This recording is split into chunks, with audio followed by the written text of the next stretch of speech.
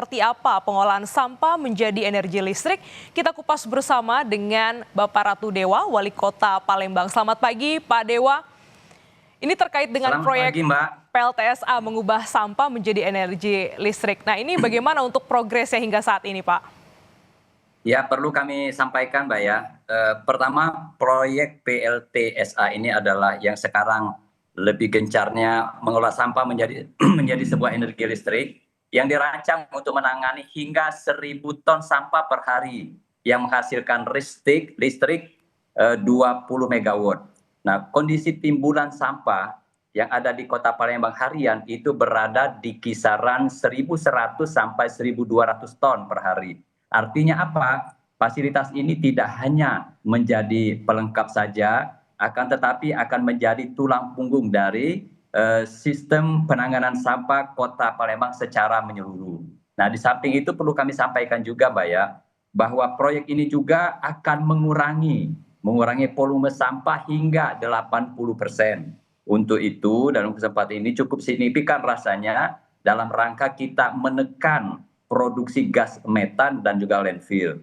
Dan yang lebih penting lagi bahwa secara ilmiah potensi pemanasan global jauh lebih besar dibandingkan dengan karbon dioksida serta menekan ketergantungan pada TPA. Nah, dalam kesempatan ini juga perlu kami sampaikan, Mbak ya, bahwa dari sistem pengendalian emisi yang diterapkan, fasilitas ini akan dilengkapi dengan sebuah sistem yang namanya filtrasi berlapis dan pemantauan emisi secara kontinu sehingga bisa dipastikan seluruh parameter khususnya dioksin dan furannya menjadi parameter kunci emisi udara akan memenuhi baku mutu dari sisi lingkungan sehingga menjadi ramah lingkungan. Saya kira begitu, Mbak ya. Baik, ini diharapkan 80% menekan sampah untuk wilayah perkotaan khususnya di Palembang. Kalau kita lihat kan ada 1.000 ton yang Pak akan diolah. Bagaimana dengan tantangannya? Bagaimana dengan distribusi sampah sebanyak itu untuk bisa masuk ke PLTSA ini, Pak? Ya, saya kira ini suatu pertanyaan yang cukup kritis, Mbak ya. Bahwa mengelola sampah 1.000 ton sampah per hari berarti kita memastikan distribusi sekitar 40 sampai dengan 50 ton per jam dalam siklus tentunya operasionalnya 20 sampai 24 jam. Nah, kalau bicara tentang tantangan terbesar ini tentunya berada pada sistem hulunya. Bagaimana memastikan pasokan sampah dari seluruh TPS yang ada bisa stabil, tepat waktu dan juga sesuai dengan spesifikasi pengelolaannya. Untuk itu, dari sisi ketersediaan armada juga menjadi sebuah tantangan karena saat ini Kota Palembang, Mbak, memiliki 160 unit kendaraan angkutan sampah yang beroperasi melayani 18 kecamatan dari 107 kelurahan. Namun apabila dihitung berdasarkan kebutuhan real dari pasokan yang menuju fasilitas pengelolaan sampah dengan kapasitas 1.000 ton per hari, jumlah tersebut masih belum ideal, masih belum sangat memadai. Nah, dengan mempertimbangkan volume timbulan harian rata-rata rites per hari unitnya maupun jarak tempuh dan juga waktu bongkar muat dan lain sebagainya itu, belum lagi kita ingin memastikan faktor kemacetannya juga, Mbak. Perawatan kendaraan membutuhkan armada yang secara optimal mencapai kondisi idealnya, Mbak ya, 225 armada. Nah, artinya terdapat kekurangan sekitar 65 unit armada untuk mencapai sistem distribusi yang benar-benar stabil dan juga efisien. Nah, kekurangan yang ada ini, Mbak, bahwa ini akan berpotensi dalam arti mempengaruhi konsistensi pengangkutannya, juga dalam rangka meningkatkan beban kerja kendaraan yang ada.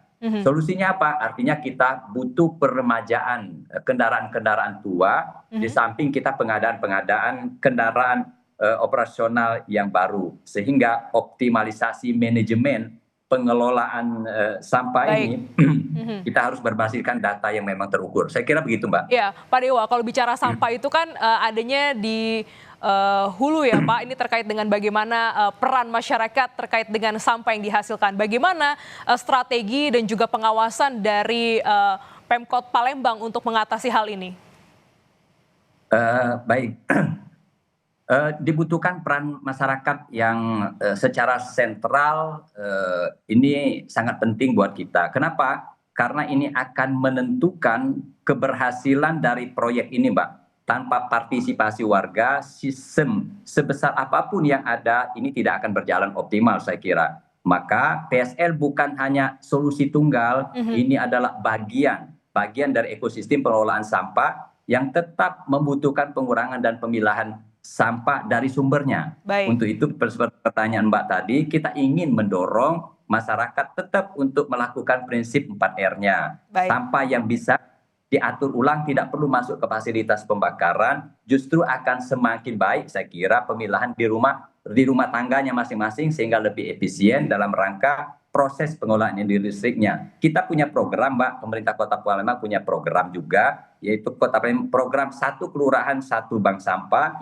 sebagai upaya peningkatan peran masyarakat untuk lebih berpartisipasi aktif dalam rangka kita menanggulangi sampah ini. Nah, sekarang sudah jalan 96 bank sampah yang ada di 107 kelurahan. Jika setiap bank sampah mampu saja, Mbak, mengurangi minimal di angka 0,5 hingga 1 ton sampah per hari, berarti pemilahan dan pengumpulan sampah daur ulang, baik itu kertas maupun botol plastik, kardus, dan lain sebagainya, maka secara total dapat kita pastikan mengurangi sekitar 50 hingga 100 ton sampah per hari dari sistem utama. Baik. Angka ini sebenarnya, Mbak, setara dengan 4-8% dari Baik, Pak. total timbulan harian dan cukup signifikan saya rasa dalam konteks pencapaian target nasional seperti pengantar tadi Mbak sampaikan 30%. Nah, untuk itu tidak hanya sebagai instrumen pengurangan tetapi juga sebagai penggerak ekonomi kerakyatan yang berada di tingkat grassroots maupun di masyarakat yang kelas marginal.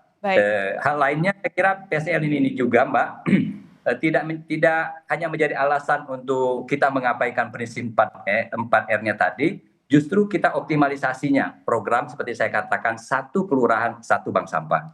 Baik, ini menarik Pak, bagaimana peran masyarakat sentral dalam memilah sampah sebelum nanti sampah bisa didistribusikan ke PLTSA Palembang. Terima kasih Bapak Ratu Dewa, Wali Kota Palembang telah bergabung di Jurnal Nusantara. Sehat selalu Bapak.